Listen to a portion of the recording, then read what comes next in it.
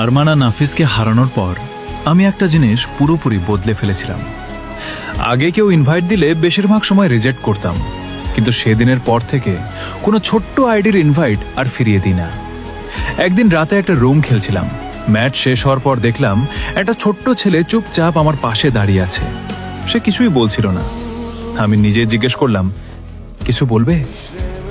ও খুব আস্তে বলল, ভাই, আমার বড় ভাইও আপনার মতো গেম খেলতে খুব ভালোবাসতো।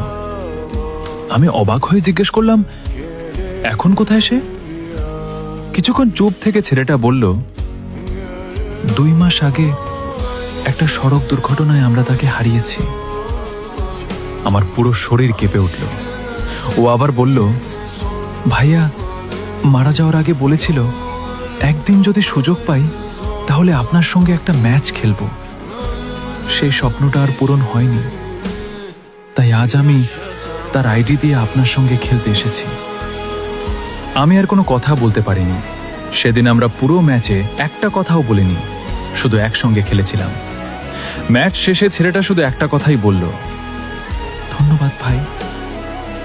আজ মনে হচ্ছে আমার ভাইয়ার শেষ ইচ্ছাটা পূরণ হলো। গেমটা বন্ধ করার পর অনেকক্ষণ ফোনটা হাতে নিয়ে বসেছিলাম। সেদিন বুঝেছিলাম কিছু ম্যাচ শুধু বইয়ের জন্য খেলা হয় না, কিছু ম্যাচ খেলা হয় কারো অসমাপ্ত স্বপ্ন পূরণ করার জন্য।